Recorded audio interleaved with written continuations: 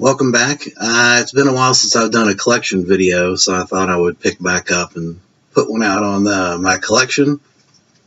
When we last looked at my stuff, I had gone through my Euro Kino Redemption. So I'm going to continue on with the Euro, this time focused on Paul Naschy. I've got a section just for Paul Naschy. So let me go through those, which is pretty significant. His films were, as you guys are well aware, is difficult to come by sometimes. And speaking of that, there is a Shout Factory is putting out, and I've already mentioned this before. I think it's out in June, like 4 films remastered. So I can't wait for that. Anyway, so here's up first is Vengeance of the Zombies. Paul Naschy. This is an entertaining flick. This was put out by Victory Films, which did quite a bit of Naschy stuff. This has the alternate clothed and unclothed versions, the Spanish version, etc. And an introduction by Paul Naschy. Yeah, and actually this is one I'm going to watch on my Drive-In B-Movie Exploitation Challenge. So there you go. That's Vengeance of the Zombies. Next up is Curse of the Devil, which is a sadomasochistic kind of Naschy film. He's kind of a crazy madman in this one. This one has an interview with Naschy in a poster gallery. This is an Anchor Bay release.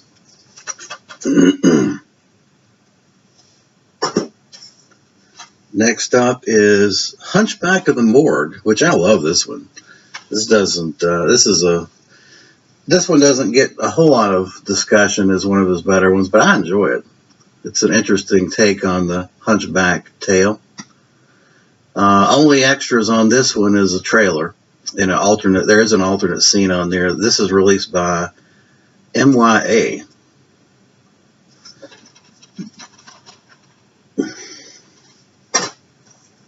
Next, I got this from Creepy Classics, which is Carnival of the Cannibals. Kind of a rare Paul Naschy film.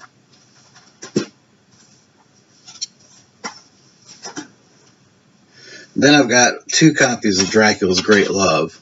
Obviously, I got this old DVD prior to when Vinegar Syndrome put their Blu-ray out. This is electric DVD distribution. This is just the film, nothing, no special features.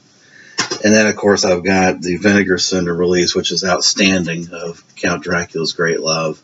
If you don't have this, you really owe it to yourself to pick this up. Next up is an Alpha video release of The Fury of the Wolfman, one of Naschy's classic Valdemar Donansky Wolfman movies. You gotta love the guy's passion for the old Universal horror films, and maybe he wasn't the greatest actor in the world, but he had a passion about what he was doing, and I appreciate that. Next up is a special edition of The Night of the Werewolf. And I believe, correct me if I'm wrong here.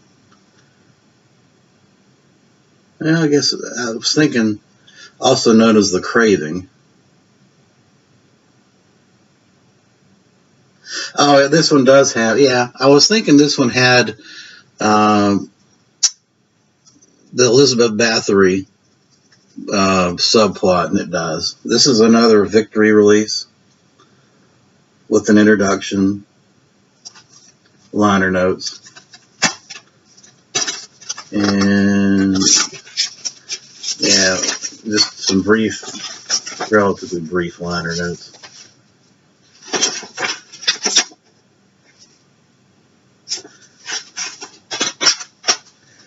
Then I've got 2 copies. I don't know why I got 2 copies of this. 2 copies of The Unliving, which is one of the 2000 shot on video films that he did. This was done, Michelle Bauer. Yeah, Michelle Bauer's in this. This has a lot of boobs in it. Fred Olin Ray directed it. And it's got a little making of documentary. It's not bad. I mean, you got a lot of TNA in it. Then I have a copy of this Arrow release of The Man with the Severed Head, also known as Crimson. And, of course, this was released by Kino recently on a Blu-ray, and I've got that.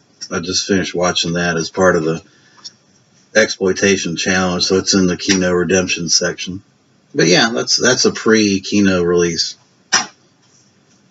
Then I've got a double Donansky, Leon Klimovsky, which is one of the main directors of one of the Spanish stuff that Paul Naschy did. This is a early Code Red release of. It's a double feature. Vampire Night Orgy and Dr. Jekyll meets versus the Werewolf. I believe Code Red's putting this out on Blu-ray, if I'm not mistaken. But yeah, this is just the films. Picture quality is good, not bad. Then I have an old Creepy Classics version of Dr. Jekyll versus the Werewolf, which I think I had just before the Code Red came out.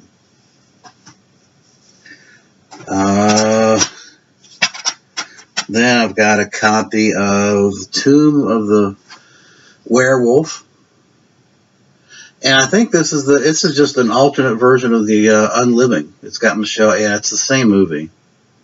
So I got 3 copies basically of the same film. Jeez, I don't know how that happened. Let's see. Then I've got the Paul Naschy, A Werewolf in the Amazon collection, which just recently came out with Camp Motion Pictures release.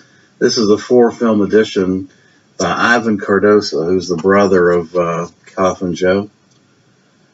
And yeah, this is I was not a huge fan of these films, but The Werewolf in the Amazon was good, and The Secret of the Mummy was pretty good.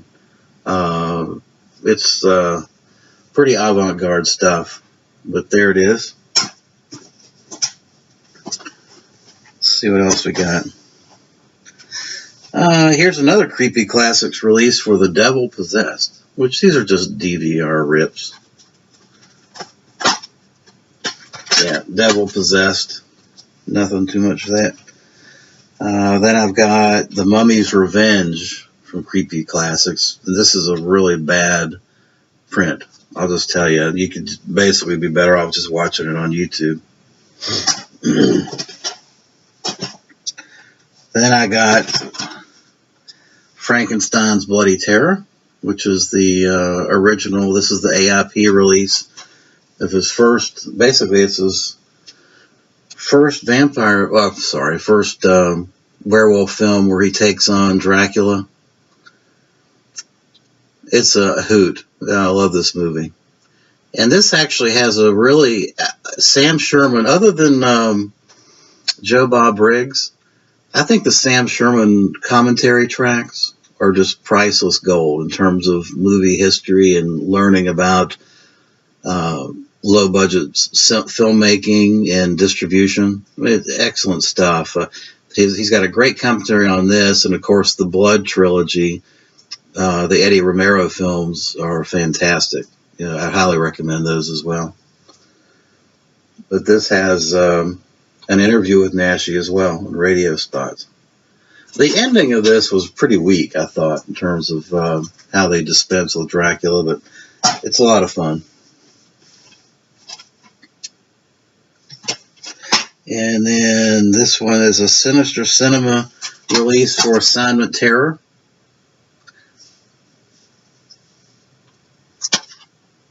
Which has got Michael Rennie in it, looking extremely perturbed. I would think that's a poor guy. I think that was a paycheck movie for Michael Rennie. Fallen pretty low times from Day the Earth Stood Still. And then I just finished watching this one as part of the DVD Blu-ray Drive-In Exploitation Challenge. Sorry.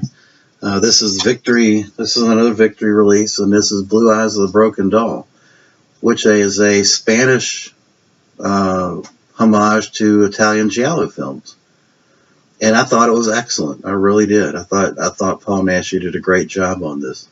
It's got a very engaging commentary with Naschy and the director, who apparently they kind of they were at odds apparently over the film, and took a while for them to make back up. But you really couldn't tell in this commentary that they had issues in the past. But yeah, this is a very good giallo, underrated giallo. So that will wrap up I believe that's all my Paul Naschy that I have. There may be a few stragglers floating around, but that's about it. So anyway, I hope you enjoyed it, and thanks for watching.